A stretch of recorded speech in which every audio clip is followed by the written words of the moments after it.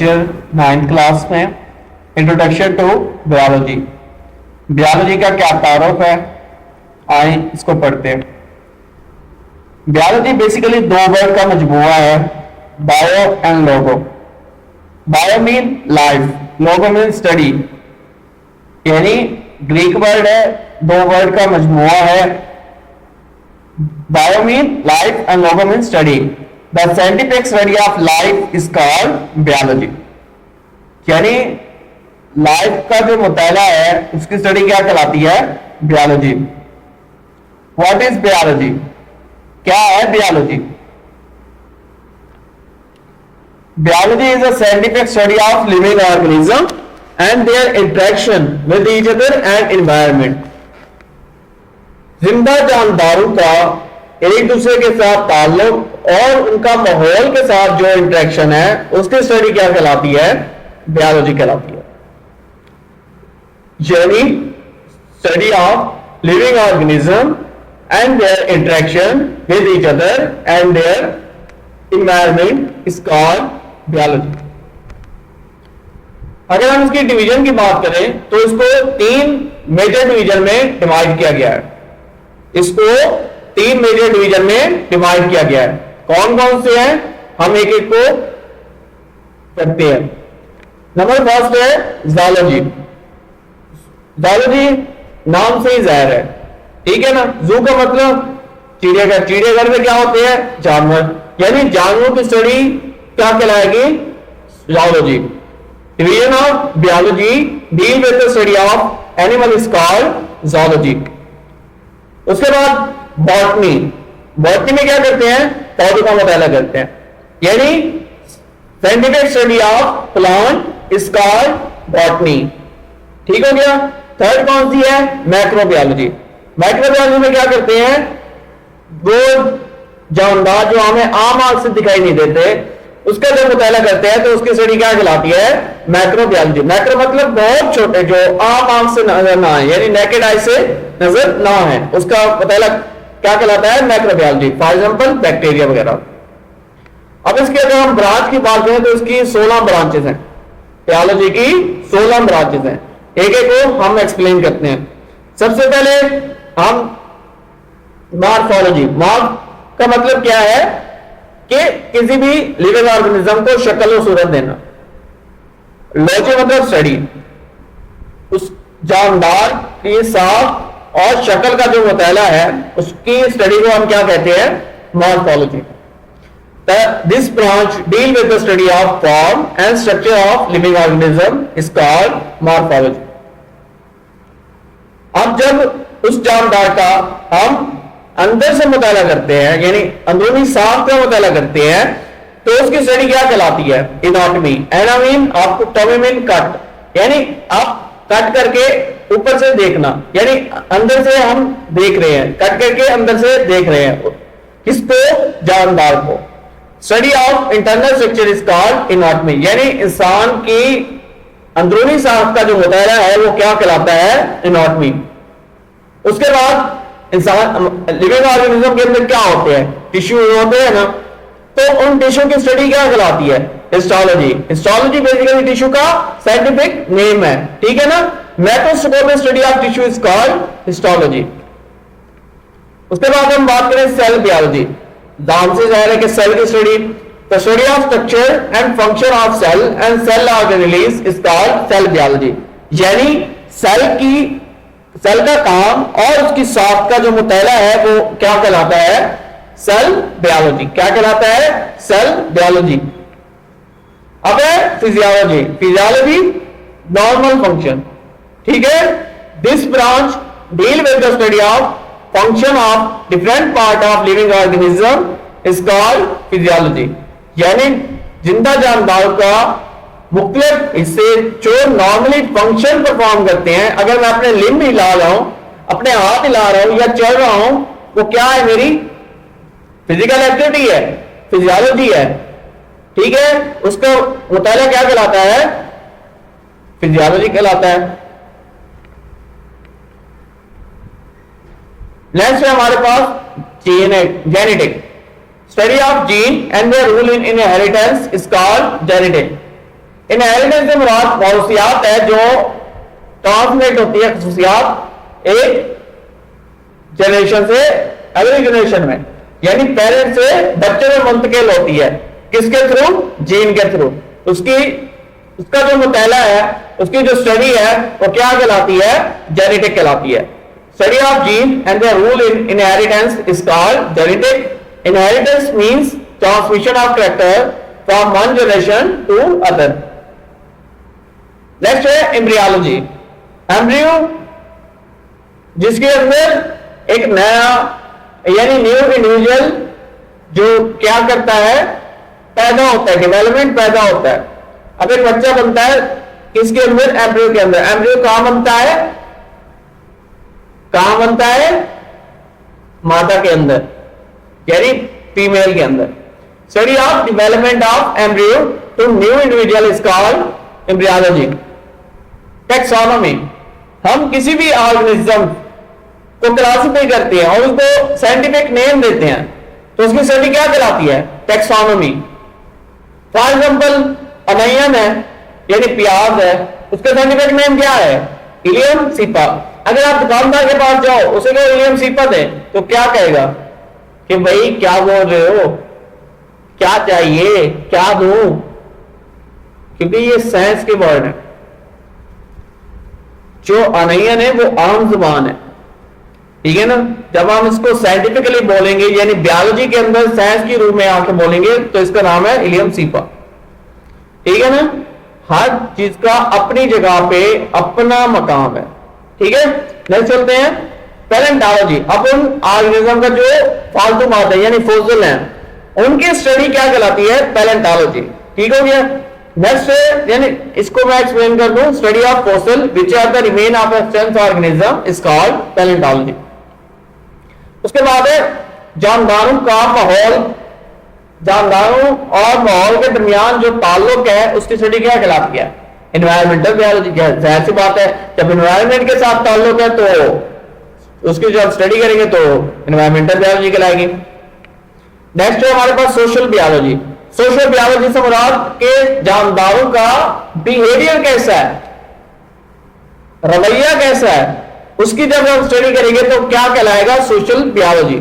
यानी अब हम इंसान हैं, हमारा सोसाइटी के साथ क्या बिहेवियर है, हम कैसे बातचीत करते हैं, कैसे रहते हैं, कैसा हमारा उठना बैठना है, या जानवर हैं कैसा उनका रहन सहन है, कैसे चलते फिरते हैं, कैसे खुराक खाते हैं, इन सबका जब सोसाइटी के साथ ताल्लुक होता है उसकी स्टडी क्या कहलाती है? Social biology. यानी branch deal with the study of social behavior of animal that makes societies is called sociobiology.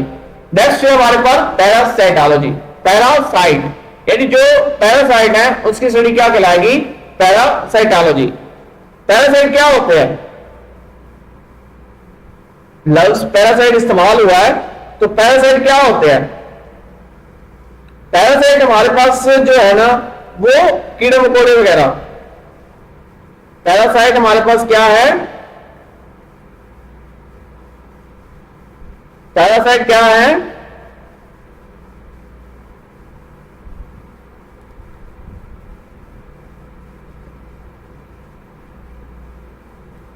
Parasite हमारे पास कीड़े मकोड़े हैं, ठीक हो गया। Branch deal with study of parasite is called parasitology, ठीक है।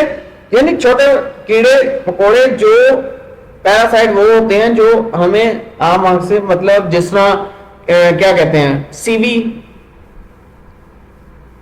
के अंदर एक छोटे छोटे कीड़े होते हैं। आपने देखा है दरवाजों को सीवी लग गई है तो उसमें क्या होता है? पैरासाइट होते हैं। दूसरे हमारे पास biotechnology. It deal with the practical application of living organism to make substance for the welfare of mankind। वो चीज जो इंसानों के लिए फायदेमंद हो, जो चीज तैयार की जाती है उसकी स्टडी क्या कहलाती है? बायोटेक्नोलॉजी। फॉर एग्जाम्पल इंसुलिन होगी या फिर वैक्सीन होगी, क्या ये इंसानों के लिए फायदेमंद नहीं है? अफकोर्स फायदेमंद है। तो ये कहां बनती है? फैक्ट्री के अंदर। और इसको बनाने वाले क्या कहते हैं? जब ये बनती है उस जगह को क्या कहते हैं, बायोटेक्नोलॉजी, क्योंकि वहां बायोटेक्नोलॉजी के बंदे होते हैं बनाने वाले इस चीज को। टेक्नोलॉजी से मुराद जदीद टेक्निक है, हम इस चीज को बना रहे हैं। इम्यूनोलॉजी इम्यून सिस्टम से related, study of immune system of animal which defend the body against invading microbes. कोई भी अगर बाहर से बैक्टीरिया वगैरह हमारी बॉडी के अंदर आता है तो हमारा इम्यून सिस्टम उसके खिलाफ, उसके अगेंस्ट काम करता है, उसको मार डालता है, खत्म करता है। यानी वो आर्मी की तरह काम करते हैं। कोई भी फॉरेन मैटर दिखा उसको दुश्मन मान लेते हैं, उसको अटैक करके खत्म कर देते हैं। इम्यून सिस्टम क्या है हमारा, हमारे व्हाइट ब्लड सेल्स हैं जो आर्मी की तरह काम करते हैं। ठीक हो गया। एंटोमोलॉजी यानी इंसेक्ट, कीड़े मकोड़ों का जो मुताला वो क्या कहलाता है, एंटोमोलॉजी। ठीक हो गया। ये जो चींटियां वगैरह हैं इनका मुताला क्या कहलाएगा, एंटोमोलॉजी। उसके बाद है pharmacology, study of drug and their effect on the system of human body, के इंसानी जिस्म के ऊपर जो चीज असर रखती है, यानी कौन सी दवाई। अब इंसान अगर बीमार होता है तो क्या लेता है, मेडिसिन ही लेता है ना, तो वो बनती कहां है, फैक्ट्री के अंदर। उनको क्या बोलते हैं, फार्माकोलॉजी। बनाने वाले कौन होते हैं, फार्मासिस्ट होते हैं। बिकती कहां पे है, केमिस्ट के पास बिकती है। लेता कौन है, इंसान लेता है। तो इस चीज की ड्रग्स की जो स्टडी है उसको क्या बोलेंगे, फार्माकोलॉजी। अब बायोलॉजी का दूसरे साइंस के साथ क्या ताल्लुक है, आइए इसको पढ़ते हैं। नंबर 1 है बायोफिजिक्स। बायो का फिजिक्स के साथ क्या ताल्लुक है।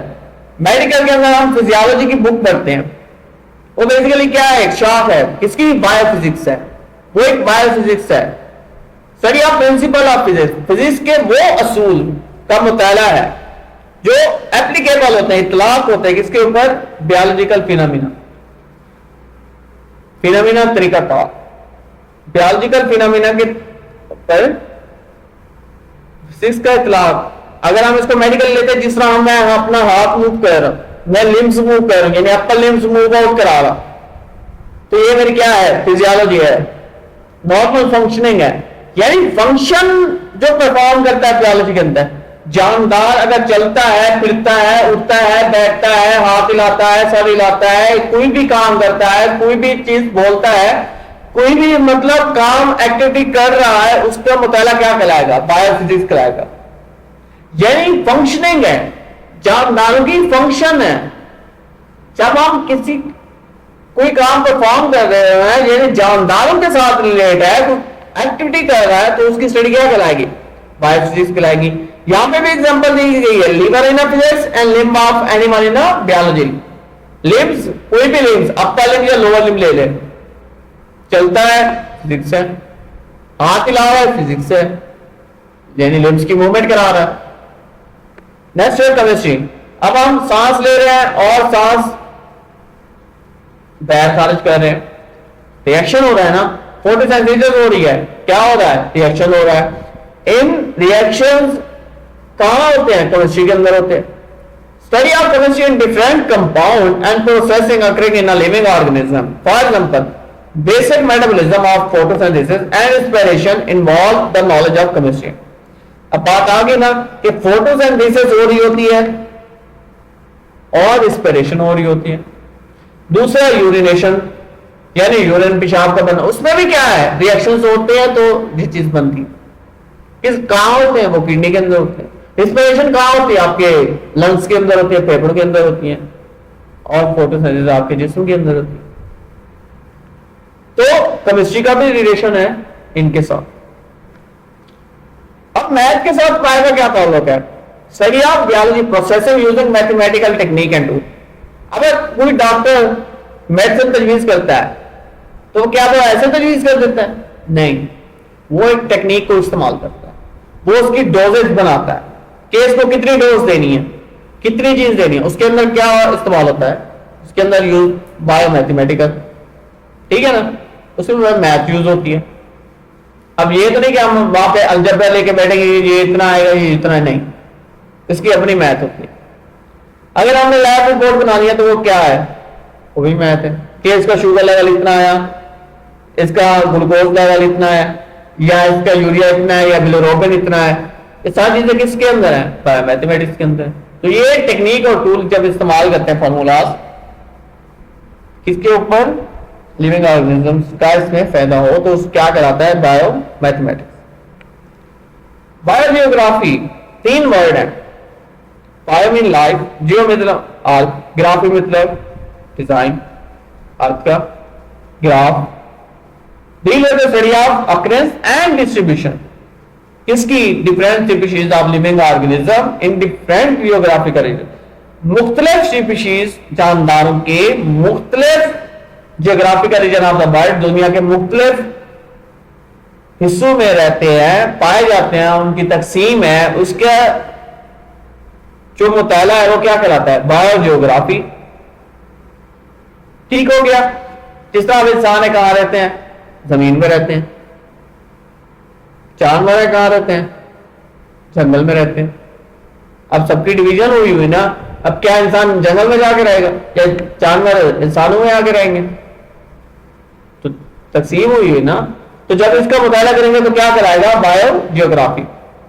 बायो इकोनॉमिक्स, हम देखे गंदम पैदा करते हैं, चावल की पैदावार होती है, वो किसके लिए है, वो लिविंग ऑर्गेनिज्म, जिंदा जानदारों के। अब उसमें कितना मुनाफा हुआ, कितना नुकसान हुआ, उसका जब हम मुताला करेंगे तो उसकी स्टडी क्या कहलाएगी, बायो इकोनॉमिक्स। बायो का इकोनॉमिक के साथ भी रिलेशन है। Study of organism from economical point of view, for example cost value and profit value of yield and wheat can be calculated through bio economics and benefit और loss can be determined. ठीक हो गया। हम जब इस चीज को देखेंगे, यानी ज़राअत से रिलेटेड है बायो इकोनॉमिक्स हमारी, तो जब इनके स्टडी करेंगे तो क्या कहलाएगी, जाहिर सी बात है बायो इकोनॉमिक्स कहलाएगी। Thank you. अगर किसी को लेक्चर समझ नहीं आया तो डिस्क्रिप्शन में मैं व्हाट्सएप ग्रुप के लिंक सेंड, डिस्क्रिप्शन में अगर किसी बच्चे को समझ नहीं आया तो वो डिस्क्रिप्शन में आके कमेंट करें, इंशाल्लाह उसको उसका आंसर मिल जाएगा। Thank you very much. Allah Hafiz.